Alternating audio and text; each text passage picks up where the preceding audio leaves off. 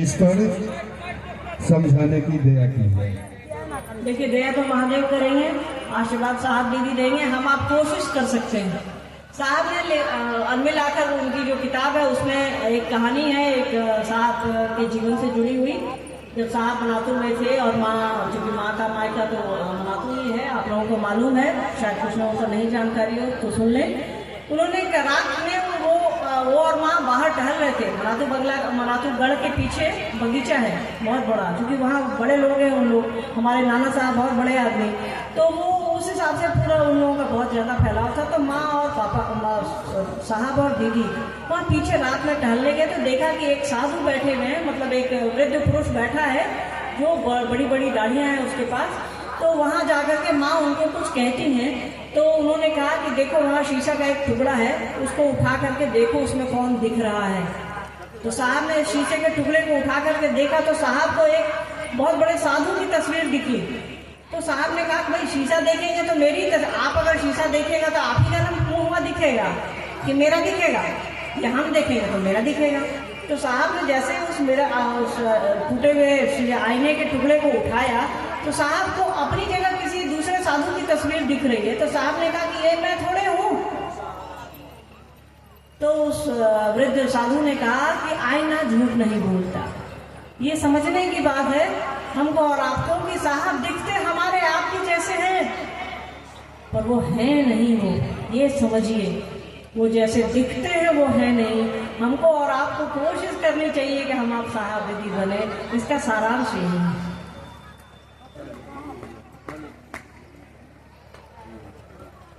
Hello, साहब और शिव में क्या अंतर है, समझाने की दया की जाए। शिव हमारे आपके गुरु हैं, साहब हमारे आपके मार्गदर्शक हैं। उन्होंने ही बताया है कि शिव को गुरु बनाना है और बनाने की विधा क्या क्या है। कहा जा रहा है कि शिव गुरु है, जगत गुरु है, गुरुओं के गुरु हैं। अरे भाई, हम खगड़िया में तो ये महोत्सव है, कोई रास्ता तो बताता तभी तो हम आते। गुरु हैं, गुरुओं के गुरु हैं, संभव है गुरु के नाम कहा ही गया है, पर कोई बताएगा कि फलना स्कूल में एडमिशन कैसे होगा।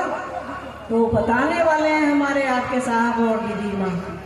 साहब हमारे आपके व्यक्तिगत रूप से महादेव हैं, शिव है, सब कुछ है, पर साहब ने जो कहा है वो तो करिएगा। अपनी लास्ट संगोष्ठी में, लास्ट शिव गुरु चर्चा में साहब शब्द की व्याख्या करी है, उसको कभी आप ध्यान से सुने। मोबाइल पर मैं नहीं लगता कि मोबाइल, बड़ा वाला मोबाइल सबके पास होगा, यूट्यूब पर लाइव है ये शिवालोक चैनल पे, हर जगह देखिए, मुख्यालय के भी चैनल से, हर जगह चैनल है, उस पर आपको समझ में आएगा कि साहब ने ये व्याख्या हम जैसा छोटा आदमी करे तो ये शोभा नहीं देता।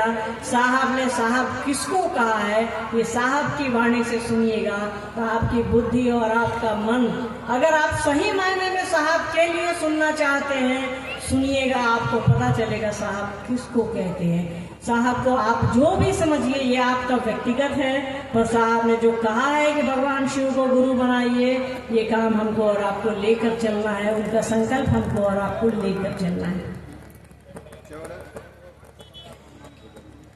हेलो, 84 लाख योनि में मानव को ही गुरु की आवश्यकता क्यों है?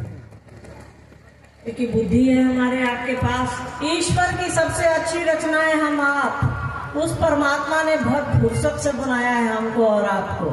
तो जो चीज फुर्सत से बनती है उसके पास थोड़ा अलग होता है, ठीक है। तो हमको और आपको बुद्धि है सबसे ऊपर। एक जानवर को आप लिटा दीजिए, आप लोग के पास जानवर को लिटा दीजिए, उसका पूरा पैर हाथ सब एक लंबी सिधाई में उसको खड़ा करिए, तो देखिएगा कि सबसे ऊपर उसका मुंह आता है, हमारा आपका सबसे ऊपर माथा आता है। यही है ईश्वर की रचना कि मनुष्य को उसने माथा दिया है, बुद्धि दी है, समझ दी है, और कहा है कि तुमको मैं अपने अंश में भेज, सारी चीजें उसी की बनाई हुई हैं। पर शिव होने की पात्रता उन्होंने सिर्फ मानव को दिया है, मनुष्य को दिया है, क्योंकि उसके पास समझ है, नैसर्गिक है, वो परमात्मा दे करके ही भेजता। जानवर को हम आप ट्रेंड करते हैं, हमको और आपको ट्रेंड करने की आवश्यकता नहीं पड़ती, बस महादेव की दया से एक रास्ता मिलता जाता है और हम आप चलते रहते हैं।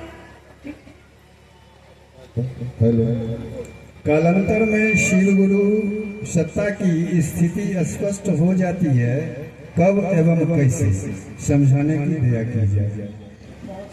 सवाल करिए। चलिए, कालांतर में शिव गुरु की सत्ता की स्थिति स्पष्ट, जब आप किसी से जुड़िएगा, किसी को अपना समझिएगा, तो संबंध बनेगा कि नहीं बनेगा? बनबे करेगा। कालांतर का अर्थ होता धीरे धीरे समय के हिसाब से, बड़े बड़े शब्दों में नहीं उलझना। साहब ने यही तो किया। हमारा धर्म अध्यात्म बड़े बड़े शब्दों में उलझा था, साहब ने आसान कर दिया। उस शिव को शिवालय से उठाकर शौचालय में ला दिया। उन्होंने कहा कि तुम लैट्रिन में भी हो, बाथरूम में भी हो, वहां भी तुम दया मांग सकते हो, नमः शिवाय कर सकते हो, अपने आप को समझा सकते हो। ठीक है, तो समय के प्रवाह में आप जैसे जैसे आपका मन पकड़ेगा कि मेरा है मेरा है मेरा है, संबंध बन जाएगा। ठीक है, तो संबंध, सारा खेला संबंध का ही है, बड़े बड़े शब्दों में उलझने की आवश्यकता नहीं। ठीक, शिव गुरु चर्चा में मांस मछली क्यों खाते हैं, समझाने की दया कीजिए। ये भाई क्या कर दिया, शिव गुरु चर्चा में मांस मछली काहे खाते हैं? चलिए, पहले ये सब काहे को छोड़ दीजिए। दूसरी बात है कि कोई अगर खाइए लिया तो क्या अपराध कर दिया? याद रखिएगा, वो साहब है, उन्होंने कभी नहीं कहा। हमारे घरों में भी जिस दिन शिव गुरु चर्चा रहती है, जब हम लोग कहीं महोत्सव में, संगोष्ठियों में या कहीं बाहर जाते हैं, तो हम लोग, साहब ने कहा है कि भाई जो मन करे वो खाइए, जो मन करे वो करिए, पर लोगों की भावनाओं का ख्याल रखिए। ठीक है, ऐसा नहीं है। शिव शिष्यता में हमारे जो पतिदेव हैं डॉक्टर अमित कुमार, वो नहीं खाते हैं और हम खाते हैं। क्या अंतर पड़ता है? भोजन से कभी प्रेम को आप नाप सकते हैं क्या? आप ही के 2 बच्चे कोई खाते होंगे, कोई नहीं खाते होंगे, तो इसका मतलब क्या? जो खाएगा उससे ज्यादा प्रेम होगा, जो नहीं खाएगा उससे कम होगा?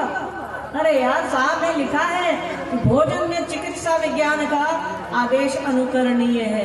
अगर आपको कहा जाता है कि आप खाइए, आपकी जीभ को, आपके टेस्ट को लगता है कि आपको खाना चाहिए, खाइए।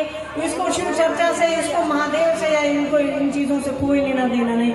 यही तो दुर्भाग्य है हमारा। हम अपनी पूजा पाठ, अपने ईश्वर को, अपने महादेव को भोजन से जोड़ रखे हैं, रंग से जोड़ रखे हैं, स्त्री और पुरुष को जोड़ रखे हैं। अरे यार, उसको मन से न जोड़िएगा कि तन से जोड़िएगा।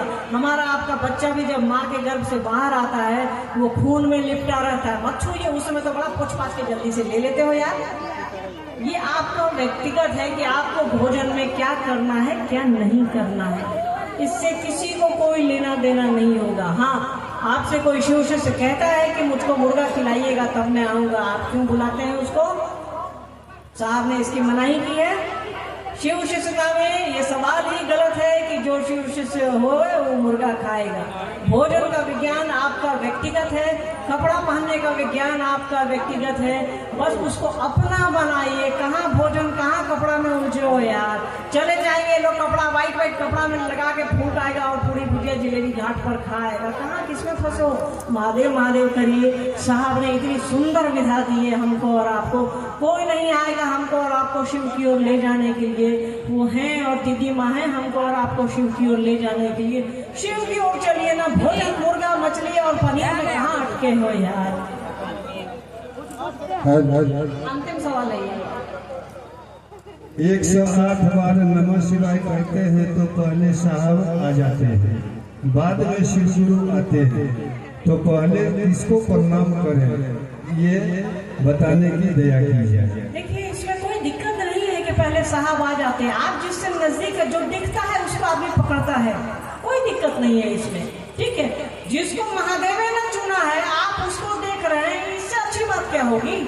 कोई दिक्कत नहीं है। तो अभ्यास करते रहिए, अभ्यास करते करते बनत बनत बन जाएगा। छोटू जी ने बताया ना कि साहब ने कहा कि हरि को पकड़ लीजिए, बनत बनत बन जाएंगे। ठीक है, हरि मतलब हरिंद्रानंद। तो आपको अगर लगता है कि नमः शिवाय कर रहे हैं, साहब सामने साहब दिख रहे हैं, दीदी माँ दिख रहे हैं, कोई बात नहीं है। कोशिश करिए नमः शिवाय से, दिख रहे हैं साहब, नमः शिवाय मन पर है। अरे भैया, उस गुरु को प्रणाम जा रहा है ना। ये तो अच्छी स्थिति है। लोगों को डिस्को दिखता है, लोगों को डांस दिखता है, लोगों को रसोई में दूध दिखता है, आटा गुनाया है कि नहीं दिखता, सब्जी कटाई है कि नहीं दिखता है। आपको साहब दीदी दिख रहे हैं। जिसको महादेव ने चुना है, वो धरती का महादेव आपको दिख रहा है। उस महादेव दया निधान को प्रणाम करने के क्रम में ये अच्छी स्थिति है यार। इस पे कोई बातें नहीं होनी चाहिए। बहुत अच्छी स्थिति है आपकी।